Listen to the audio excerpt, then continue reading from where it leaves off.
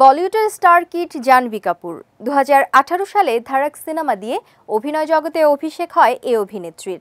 বলিউডে 10টি সিনেমায় অভিনয়ের পর এবার পা রাখলেন দক্ষিণ ইন্ডাস্ট্রিতে। দেভারা পার্ট 1 দিয়ে দক্ষিণী সিনেমায় অভিষেক হচ্ছে জাহ্নবীর। এতে তার বিপরীতে আছেন অভিনেতা জুনিয়র এনটিআর। সম্প্রতি দেভারার মুক্তি উপলক্ষে একটি চ্যাট শোর আয়োজন করা হয়। এতে জাহ্নবীর তেলুগু ভাষায় দক্ষতা ও তার অভিনয়ের প্রশংসায় সরব হয়েছেন এনটিআর। তিনি বলেন, জাহ্নবীকে দেখে আমি নিজেই চমকে গেছি। এই মেয়েটা মুম্বাই থেকে এসেছে, অথচ কি চমৎকার তেলুগু সংলাপ বলতে পারে। কিভাবে শিখল সে? তার সাবলীল সংলাপ বলার দক্ষতা আমাকে সত্যিই অবাক করেছে। এনটিআর এর মুখে এমন কথা শুনে অবাক হন জাহ্নবীও। হাসতে হাসতে তিনি বলেন, দিনটাই ভালো হয়ে গেল, আমার সব চিন্তা দূর হয়ে গেল। জাহ্নবী সম্পর্কে এনটিআর এর বক্তব্য কতটা সত্যি সেটা বোঝা যাবে সিনেমা মুক্তির পর।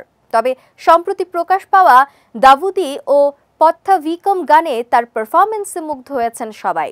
সে জায়গা থেকে অনেকে মনে করছেন দেভারা মুক্তির পর সর্বভারতীয় স্তরে সাড়া ফেলবেন জাহ্নবী। একটি উপকূলীয় অঞ্চলের গল্প নিয়ে নির্মিত হয়েছে এই সিনেমাটি। এই সিনেমায় জুনিয়র এনটিআরকে দেখা যাবে দ্বৈত চরিত্রে। নেতিবাচক চরিত্রে অভিনয় করেছেন সাইফ আলী খান, আর জাহ্নবীকে দেখা যাবে থাঙ্গাম নামের চরিত্রে। 27 সেপ্টেম্বর ভারত সহ বিশ্বব্যাপী মুক্তি পাবে দেভারা। এরই মধ্যে এসেছে সিনেমার ট্রেলার ও 3টি গান।